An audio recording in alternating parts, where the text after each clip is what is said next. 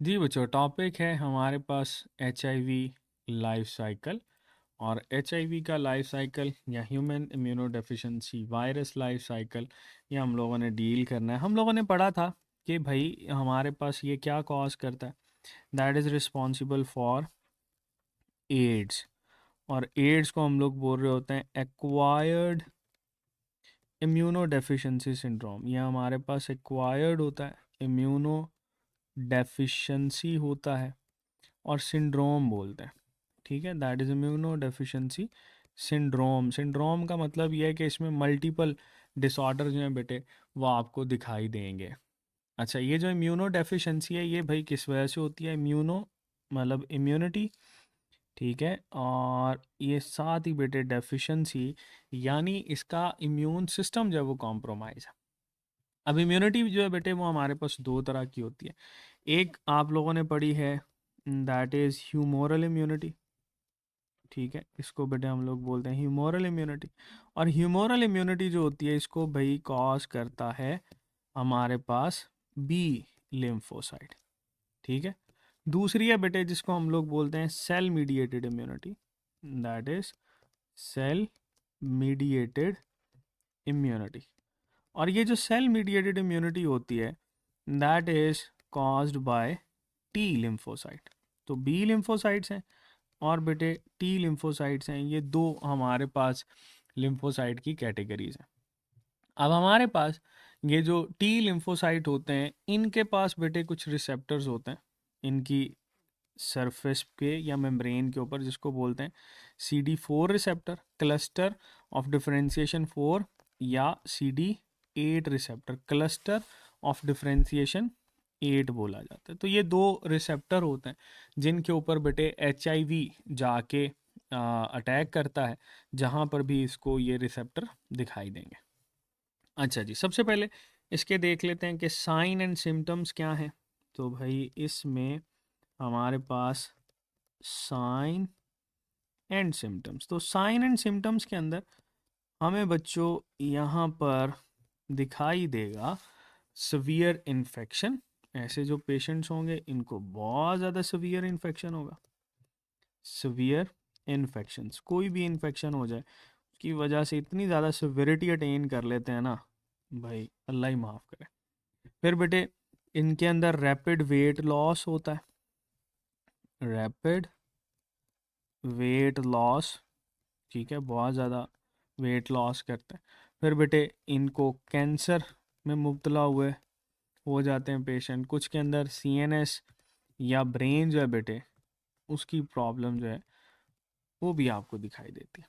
बार खैर ये बेटे आपके पास जो CD4 रिसेप्टर होगा, लेट्स से मैं यहाँ पर ड्रॉ करता हूँ कि ये जो रिसेप्टर है ये वाला, इसको हम लोग बोलते हैं दैट इज CD4 रिसेप्टर। तो क्लस्टर ऑफ डिफरेंशिएशन 4, इसके ऊपर ये HIV वायरस जो है वो हम लोगों ने ड्रॉ किया है, जिसमें बेटे ये इसका इन्वेलप है और ये इसका कोर है। ठीक है, जिसमें इसका कैप्सिड और सारी की सारी चीज़ें मौजूद हैं। अब होता ये है कि इसमें जो ग्लाइकोप्रोटीन पड़ी थी ना हमने, ग्लाइकोप्रोटीन 120, ये ग्लाइकोप्रोटीन 120 जो है बेटे ये CD4 रिसेप्टर के साथ इंटरेक्शन करती है। ठीक है, और इस प्रोसेस को हम लोग बोलते हैं भाई डॉकिंग हुई। That process is labelled as docking, जिसमें हम लोग प्रोटीन का इंटरेक्शन देखते हैं। अच्छा, जैसे ग्लाइकोप्रोटीन इसके साथ मिलती है तो बेटे ये इन्वेलप और प्लाज्मा मेम्ब्रेन के आपस में फ्यूजन हो जाती है और ये जो कैप्सिड होता है that gets enter into the cell. इसको हम लोग बोलते हैं भाई कि सबसे जो पहला पॉइंट हुआ that was attachment.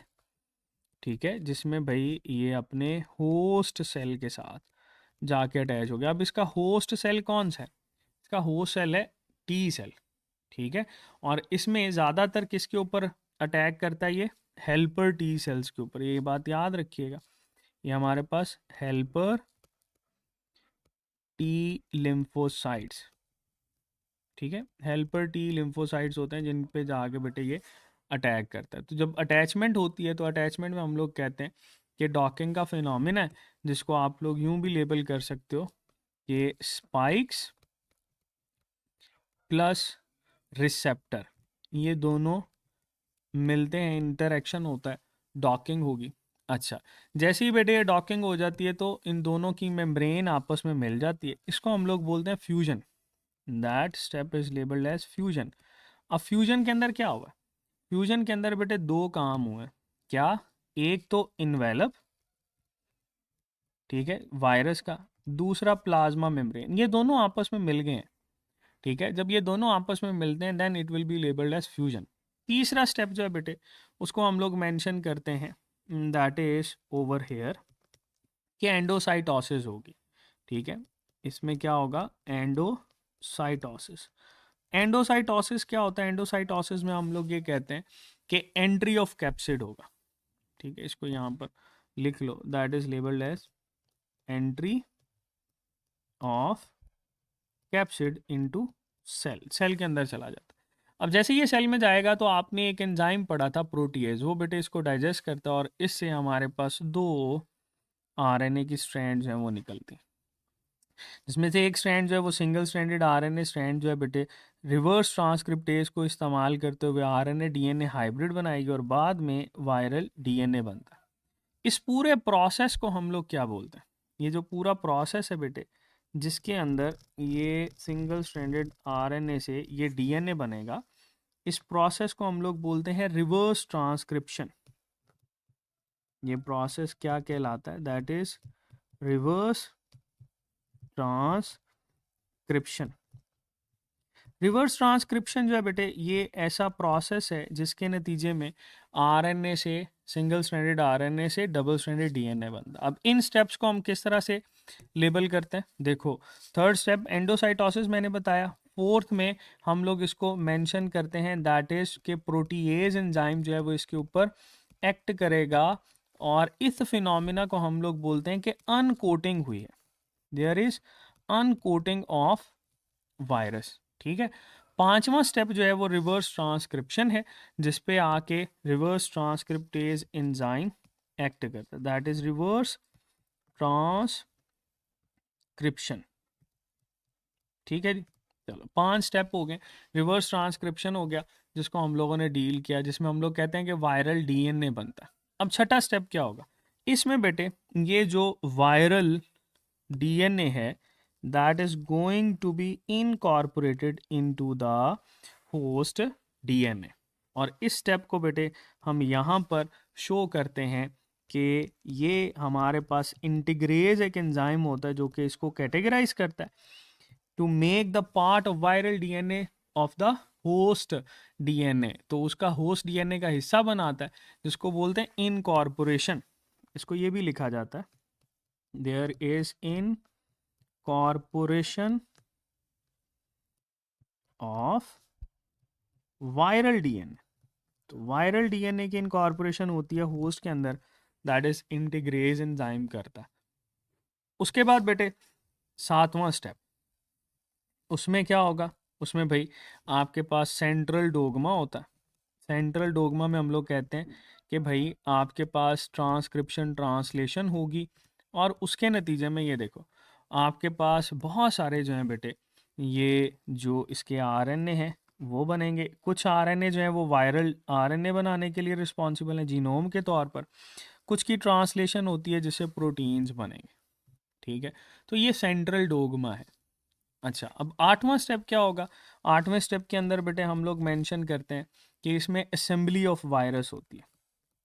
There is assembly of viruses. Viruses की असेंबली होगी, वायरस जो है वो आपके पास बनना शुरू हो जाएंगे।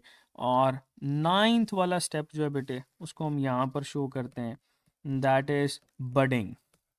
ठीक है, या बर्ड ऑफ भी हम इसको बोलते हैं। इससे बेटे जो वायरस होगा मेच्योर वायरस वो इससे बाहर आएगा। जैसे ये बाहर आएगा तो इसमें होस्ट की ये जो मेम्ब्रेन होती है इसको एज अ इन्वेलप जो है बेटे वो कैरी करता।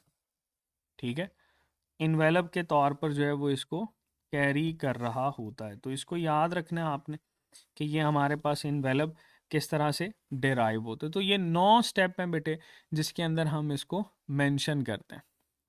अच्छा, सिम्टम्स ऑफ एचआईवी जो है बेटे, ये आपको कब ऑब्जर्व होती हैं? ये तकरीबन जब इन्फेक्शन हो जाता है ना, तो उससे 6 वीक्स से लेकर अप टू 3 मंथ तक ये सिम्टम जो हैं वो आप देख सकते हैं। और इसकी जो अर्ली सिम्टम होती है, मतलब अगर मैं बताऊं कि अर्ली सिम्टम, ये अर्ली सिम्टम जो है बेटे, ये इसमें सिंपल सा फ्लू होता है, ठीक है। और उसी फ्लू से फिर ये आपके पास चीज़ें कैरी करती हैं, जिसमें फीवर होगा फ्लू के साथ साथ, ठीक है। फिर बेटे रैश होना शुरू हो जाएंगे, मसल एक्स होंगी, स्वॉलन लिम्फ नोड्स होंगे, ठीक है। तो इनको हम लोग कैटेगराइज करते हैं कि ये हमारे पास अर्ली सिम्टम्स के अंदर मेंशन की जाते हैं। चलो, अब आ जाते हैं बेटे इसमें कि अपॉर्चुनिस्टिक इन्वेजन भी होती है। अब अपॉर्चुनिस्टिक इन्वेजन क्या है? अपॉर्चुनिस्टिक इन्वेजन को बोलते हैं कि जैसे ही आपकी इम्यूनिटी कम होती है ना बेटे, तो उस कम इम्यूनिटी का फ़ायदा उठाते हुए कुछ कुछ ऐसे पैथोजेंस होते हैं जो कि बॉडी के अंदर घुस जाते हैं, ठीक है। इसको हम बोलते हैं they take advantage of weak community, they take advantage of weak immunity. ये बेटे वीक इम्यूनिटी का एडवांटेज उठाते हैं, और उसी एडवांटेज के नतीजे में आपको बहुत सारी बीमारियां हो रही होती हैं। फॉर एग्जांपल, एक बीमारी है जिसको बोलते हैं पल्मोनरी ट्यूबरक्यूलोसिस,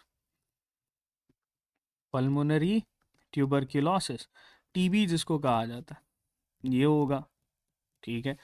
फिर बेटे हमारे पास कैंडिडियासिस, कैंडिडियासिस या कैंडिडियोसिस हम लोग बोलते हैं, जिसमें एक में ऑरल और एक में वेजाइनल थ्रश होती है।